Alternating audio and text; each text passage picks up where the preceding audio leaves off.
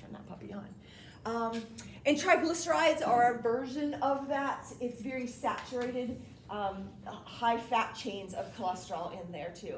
If you ever like want to know more, I can like really go into detail, but I also don't want to overwhelm you and be like, too much, red flag, white flag, whatever that is, all right? So I just want you to know, we're looking at cholesterol levels. Nursing students, have you talked about what meds do you take for cholesterol? It's your statins. Anything that ends in statin is a cholesterol lowering med. Now, you guys don't need to know it for this class, but just in general, statins lower this. I don't know, on Staten Island, they must eat a lot of greasy, fatty food because they got a med named after them. Anything statin. Right? Okay, so here's what happens. I have a lot of cholesterol in my body. Okay, we call this the bad cholesterol. We call this the good cholesterol.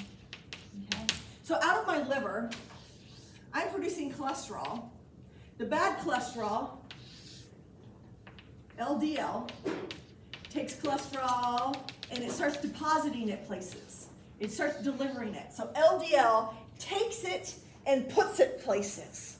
So if I have something like in my artery here, and I have an injury here in my artery, we'll talk about in a second, it will bring, LDL is like, I got you covered. It will come in here and it'll layer a layer of cholesterol over here and starting forming a plaque.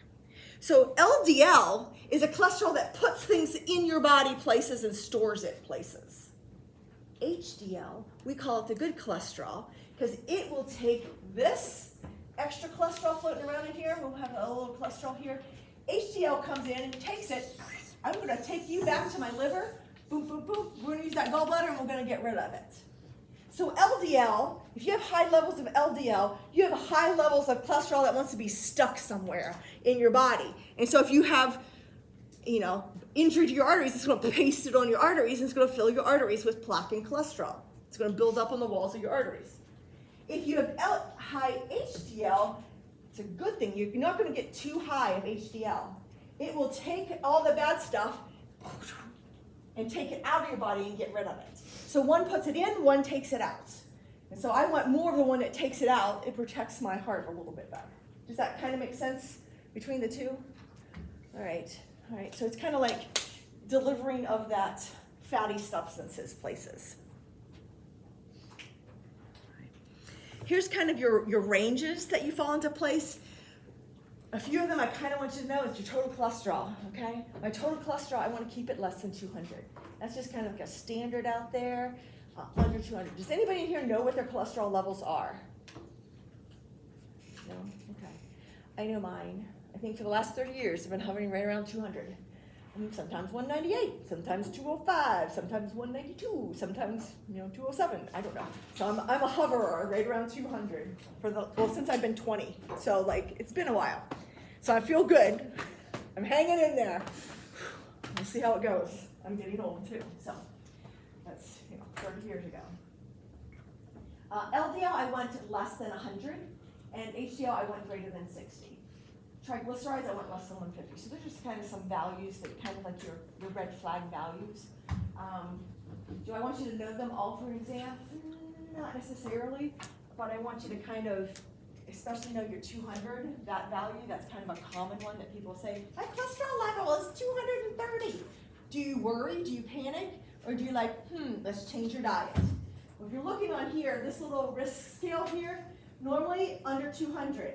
If I'm at risk here, 200 and 239, okay, in that range, under 240. And I'm saying that risk for what? You just got fat floating around in there. The higher I goes, the more I'm going to layer onto my artery walls. And so I've got to be a little bit careful with that one. If I go over 240, you're going to get plaque built up, and the more plaque I get built up, the narrower my arteries get, and the less blood flow I have going through. It's just kind of the way it happens. I'm trying to think of anything else. I guess not. All right, there. Okay, so plaque buildup, because that's where it lands. It lands on there. Yeah, we store it in our body too. We all know that. That's the GI section where we're storing it as fat on our body.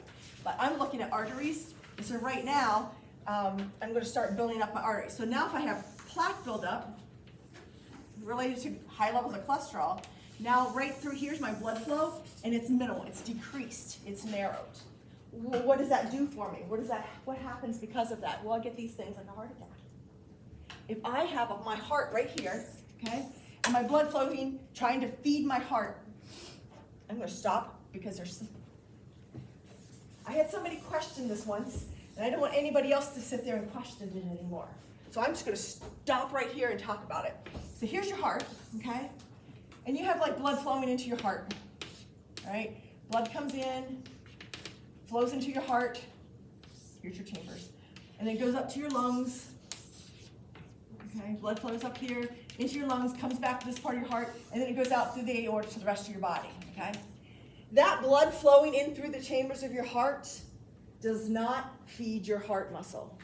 You think, oh, bring your oxygen, bring your glucose and all that stuff to feed your heart. It doesn't do it. You need your coronary arteries that branch off of that thing. That's what feeds the actual muscle. It flowing through, it doesn't pick up the oxygen, it doesn't pick up the glucose. It just pushes and delivers. It's like an engine pump. But it's not like the grease and the oil that supplies the engine itself. You still need to add that to it. On my aorta, I have two little openings right here. Those openings have arteries that come and it feeds the heart muscle. So they rest on the surface of the heart. Blood flow, it's feeding that muscle amongst there. That's what I'm talking about with a heart attack.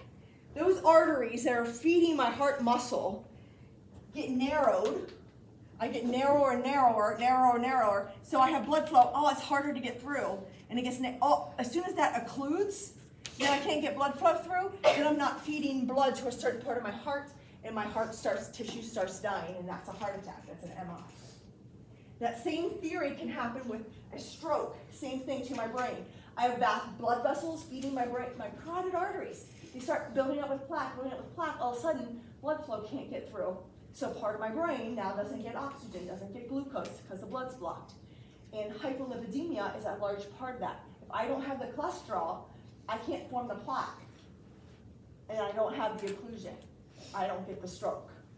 So it just kind of falls in place. If I eliminate this part, then I fix these things that can happen. Just coronary artery disease in general, that's like the progression of plaque buildup, hypertension occurring, angina, heart attack, heart failure. It's like a whole progression of things we'll look at in a second. Carotid artery disease, right here. Though I will say, your carotid arteries, I don't know, you ought to go online sometime and look up carotid artery surgery, like where they actually open up the carotid arteries, they peel off all the plaque, and then they stitch them back up together again. It's kind of wild to watch, but they have to bypass around it because carotid artery, if this thing's supplying blood to half of my brain, I don't want to just occlude it for 4-hour surgery. So they do bypasses and stuff. It's kind of wild to see. But carotid artery disease, they won't do surgery because it's so risky. They won't do surgery until it's like 90% occluded. And so you're going to have symptoms until then they finally do surgery on it. But just throwing that out there. Peripheral artery disease. So now I'm talking about my hands and my feet, the peripheral arteries. I got blood flow to my heart and my brain, but now I'm looking at my legs and my feet. And so people here, if I'm starting to narrow the arteries here, I don't get blood flow down here to my feet. And so people will start getting numbness, restless legs, poor perfusion of their feet. You actually try to feel their pulses on their feet, and you can't feel them very much because it's all occluded. There's not a lot of blood flow getting down there. So we'll look at diseases that cause that too. Then microvascular diseases, meaning it's the small stuff. Usually it's the retina and the kidney are your two big things, microvascular, that we look at. So I just want to kind of lay that stage. It all relates to this. If I increase this, lower this, I don't get those things because that's a piece of that puzzle. Good?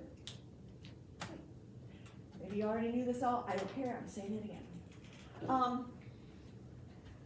I do want to say your body will produce cholesterol, the cholesterol that you need, which is good, and you do need some cholesterol. If you don't make cholesterol, it helps insulate your nervous system. It will help, what else does cholesterol do?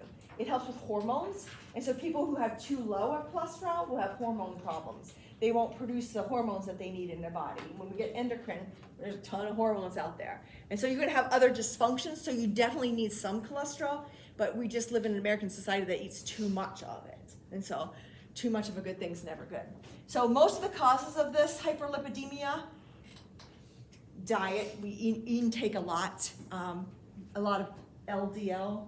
Okay. I don't know if you've had a nutrition class or not. LDL usually comes from like your animal sources. So it's like your fats that are in your meats and things.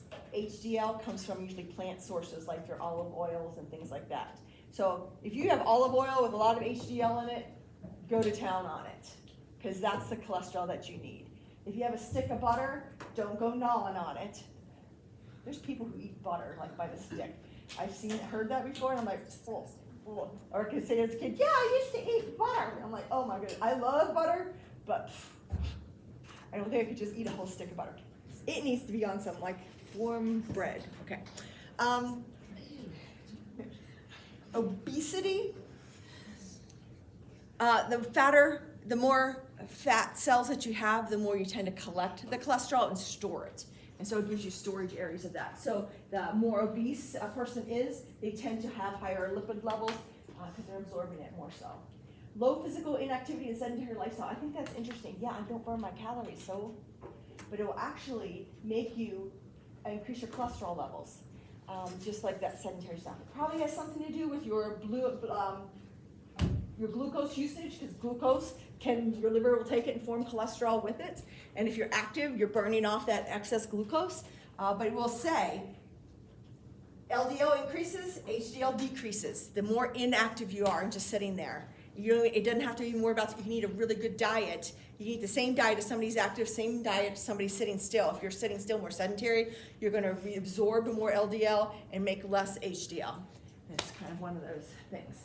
And then the other thing is a family history. I also have a friend who has a family history of hypercholesterolemia. And so they genetically are predisposed to high cholesterol levels. And we're talking 300 to 400 cholesterol levels, not just, your 200 limits. And so there's a genetic trait there too. And you'll notice that because if they have high cholesterol at your age, most of you guys don't have high cholesterol. It tends to over time. We're getting there. Our society's changing a little bit. But kids tend to not have high cholesterol yet. Their body can function really well and eliminate it, but it's getting more and more so. So if they're starting to die, sometimes they don't know, because you guys never had your cholesterol level checked, did you? Now if you go in with an MI tomorrow, you'll be like, whoa, why did I get an MI? It might be because you have high level of cholesterol and you need to know it. And so sometimes there's a family trait to there. So if you know a family member had it, the familial type of cholesterol, just keep checking on it, because they all of a sudden will have that strokes and heart attacks at a young age because they didn't realize their cholesterol was elevated, because we don't check a 15-year-old for their cholesterol level. So you gotta keep that. People with hypothyroidism tend to have trouble. They tend to produce more LDL, and we know that LDL is bad. And then some medications that you're taking. Steroids can increase that levels. Diuretics can increase your levels. And beta blockers. And a lot of people in the hospital are on beta blockers. People with heart disease are on beta blockers. But it makes you more prone then. You're thinking you're helping your heart with a beta blocker, but also makes you more prone to high levels of LDL cholesterol in your body. So throwing that out there. Sweet, I can get through this yet too.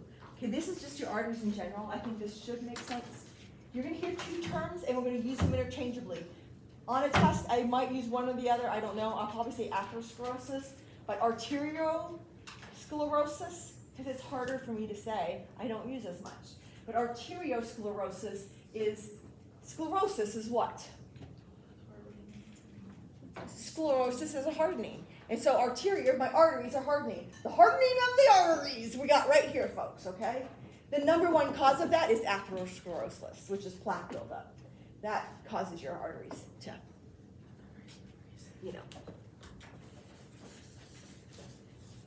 to harden.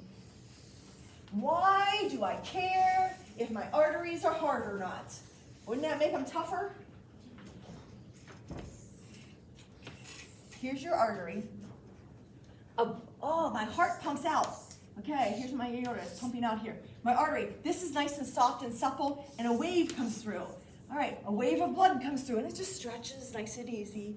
Whew, keeps my blood pressure down, because it's like all nice and just a gentle wave motion. My arteries are nice and soft. Your 12 nice soft arteries as you go through here. As I get older, my cholesterol level goes up, and I get more plaque buildup here. Plaque is hard. Artery wall is soft and supple. So when I go a wave of blood to go through here, oh, it's a little stretchier. It's harder to make that. Oh, it doesn't bulge out and nice and relaxed. So it's like I gotta push a little harder to make room for that blood to go through. Guess what? That increases your blood pressure. All of a sudden, my blood pressure is reading higher because that plaque buildup on there makes it harder to stretch open. It's not as soft and supple. It's more sclerotic. It's more hardened because plaque will harden your arteries from on there. So it can produce hypertension. Atherosclerosis. Okay. I can get, whenever you do vasodilation, it doesn't vasodilate like it should. And so I don't get the blood flow that I should when I need it. Because if I'm exercising and working out, I usually vasodilate to get more blood flow to that area, but if it's hardened, I can't vasodilate as well to get the blood flow to you as well. And then I can also, sometimes it'll damage the wall, and I'll actually get an aneurysm, which we'll talk about here in just a little bit. So if I'm looking, here's my normal artery. Yes, we have muscle layers all around your artery. It makes it contract tiny, dilate big, however you need it. Whatever your demand is, it'll increase or decrease that. If I have somebody with atherosclerosis, a hardening of my arteries, or plaque buildup in my arteries, here's my opening, teeny tiny. And so if I need increased blood flow, I can increase it a little bit, but I can't increase it like this one over here on your left can. And so it does make a big difference, especially when you're talking about people with an MI or a stroke, because I need that blood flow to get there. If I can't get the blood flow, then I'm going to have ischemia or chest pain that occurs with it. Okay. This is kind of like okay, well, let's talk about this injury thing. I don't get plaque buildup just randomly. I have to have an injury first. And so, like, it can float around in my arteries all at once, and it'll just keep floating around in my arteries until it's like, whoa, I can fix that. It's a protective injury type thing. And that's where I get atherosclerosis, or the plaque buildup that's occurring from there, okay?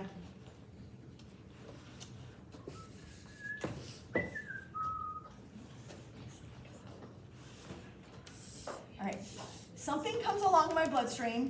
Oh, it scrapes it, and I had a shearing force here. Okay, I'm calling in, it's not bleeding yet. I don't need my platelets and all that stuff, but they'll probably come anyway. And so I have an injured area where your body goes down here. Injured cells become inflamed, all right, and the lipids come. Okay, so all the cholesterol, all that LDL that's floating around looking for a place to go, now all of a sudden, like, I got you covered. And so it's like a little cushiony protecting that injured area of your vascular wall. Great. What happens next? Foam cells. Ooh. Okay, so I've got, macrophages, those cells that eat things. The macrophages basically come and eat up, they start eating here, and it makes this, they call it a foamy streak. If you hear somebody say like foamy streaks, because it looks like a foamy streak in your artery walls. It kind of makes this whole like little smear of fat-filled cells, basically is what's going on there. So now I'm going to grow some tissue over that thing. That's my injured area. I've covered up, I've protected it, and so now I'm going to make a little like a cell wall that puppy off, and then it hardens, becomes a plaque. I have atherosclerosis hardening from that plaque, so that's fine. One little bump here, that's one thing. It's usually the whole length of my artery wall and the other side, just the whole way around, shrinking the whole tube. So my big straw is now a teeny tiny straw. But I need something to injure it. What injured it? And so that's what I want you to know, the things that can injure it, because if I don't injure it, then I'm not going to have my cholesterol collect there. If I don't have cholesterol, even if I injure it, I don't have to. So it's like a two-folded type thing. The two biggest things that injure it, hypertension, diabetes. That's the most common in our society. Cigarette smoke's another one, but those are probably two of the biggest things that you're going to see. Think about diabetes, blood flow flowing through here. I have all this glucose. This glucose is a sugar crystal. and it will actually like absorb into my vascular wall and scrape it and damage it. And so that damaged vascular wall, all of a sudden, you got high cholesterol, it packs it up with high cholesterol, and my arteries get narrower and narrower. So over years and years and years, my artery walls get narrower and narrower and narrow. I have less blood flow to places. So it's kind of like a thing behind it. Hypertension, high blood pressure. Think about a hose that's like just kind of drizzling out nice and easily, or you have a hose, like a tiny hose, and it's like shooting out like a little rocket type thing. That's high blood pressure, shooting out like a little rocket. That shearing force from hypertension chases and scrapes the walls of my arteries. My walls are injured. My body says, wait, we got some LDL to put on there. Plasters it with LDL. It hardens and plaques over. All of a sudden, I have plaque buildup, and I'm on my way to a heart attack. And so it's just kind of that I need to know what those things are that can injure it. And so your injuries, I have diabetes, smoking, and hypertension, your common ones. All right, so that's just kind of here. This is that image process of that. I want to talk really quickly. We're divinely made. I have absolutely no doubt. The more you investigate how the body works, there's no way it can't work without a divine intervention here. All right, but I will say collateral circulation is one of those things. The more blockage I get here, your body starts making new blood vessels to go around it. And so I want to feed this right here, this body organ, and this one's blocked. And so it'll start making these weak little arteries to get around it. Okay, they're tiny, they're not great, but I get all these little branches of little arteries to come around to try to get some blood flow to this organ. It's amazing. But it's called collateral circulation. It's bypassing, it's blocked here. As it builds up over time, more of these go around to get that blood supply there. It will actually save a person's life in a heart attack. Because if this all of a sudden 100% occluded, if you have some collateral circulation, it can get you by until we get an intervention in there and clear up that clot. And so collateral circulation is actually beneficial. If you have a sudden clot, like boom, a blood clot's floating around here, and boom, it clots it off here, it's 100% done. You don't have the collateral circulation to get around. But collateral circulation is something that builds up over time in people with chronic high blood pressure, high cholesterol, as they're building plaque up over and over time. So, all right, we will take off from here next time. I'm going to give you your homework.